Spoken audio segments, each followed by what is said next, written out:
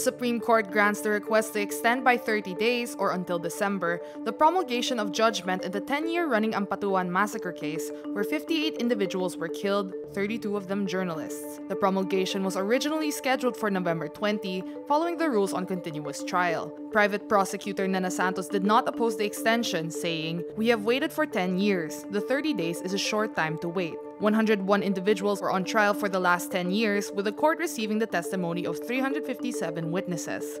Santos and even Justice Secretary Menardo Guevara say they are confident of a conviction of at least the principal accused, who are Andal Jr., also known as Dato Unsay, Zaldi Ampatuan, and Datu Sajid Islam Ampatuan. The alleged mastermind, the Ampatuan patriarch Andal Ampatuan Sr., died in 2015 while on trial. The 2009 massacre is the deadliest attack on journalists and the worst case of election-related violence in Philippine history. Chief Justice Diosdado Peralta defends the Quezon City judge who issued the search warrants that yielded the arrest of over 60 activists, saying she followed all the rules. We have not yet received any report, but from what we have gathered, she followed all the rules. She conducted the hearing to determine the existence of probable cause. She conducted the required searching questions, extensive questions, and when she was satisfied with the existence of probable cause, she issued the search warrant.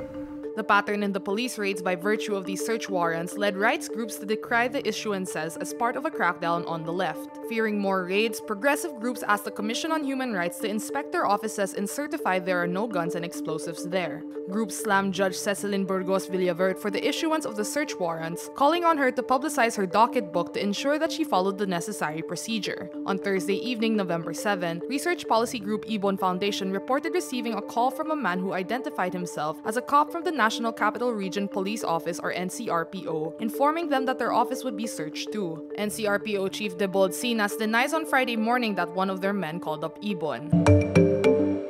Retired Supreme Court Justice Antonio Carpio criticizes the awards given by the Duterte administration to outgoing Chinese ambassador to the Philippines, Zhao Jianhua. In a speech at the University of the Philippines College of Law homecoming, Carpio says, quote, "Our national heroes who died defending our territory against foreign invaders must now be turning in their graves." Zhao was conferred the Order of Sikatuna with the rank of Datu by President Rodrigo Duterte. He also got the Congressional Medal of Achievement from lawmakers in the House of Representatives. Carpio points out Zhao asserted that China and the Philippines were separated by only a narrow strip of water, and that the two countries shared close geographic proximity, cultural ties, and blood bonds. He adds Zhao was saying the 9-dash line is China's national boundary in the South China Sea, leaving the Philippines with only a sliver of water as its territorial sea and exclusive economic zone. China's expansive 9-dash line has been struck down by the 2016 Hague ruling, which the Philippines won against China, but the Duterte government refused to enforce the ruling, claiming it would lead to war with China, a claim contested by Carpio.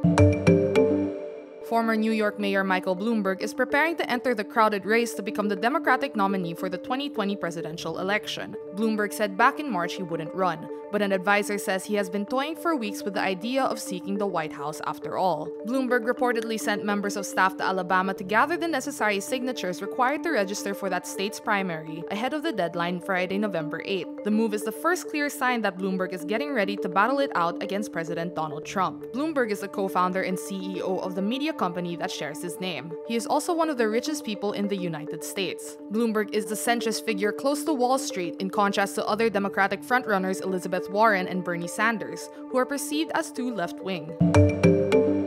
There is no explicit announcement, but singer Sarah Geronimo is sporting a ring, leading people to ask, is she engaged to her boyfriend actor Matteo Guidicelli? On Thursday evening, November 7, Guidicelli posted a photo of himself and Geronimo. In the photo, Sarah is sporting an impressive ring on her left finger, and even if no announcement was made, celebrities jump in to congratulate the couple, which include actress Dimples Romana, Martin Rivera, Gab and Gary Valenciano, and Bianca Manalo. Singer Jason D asks, "What should I sing at your wedding?" Mateo's younger brother Paolo also posts on Instagram a photo of Sarah and Matteo.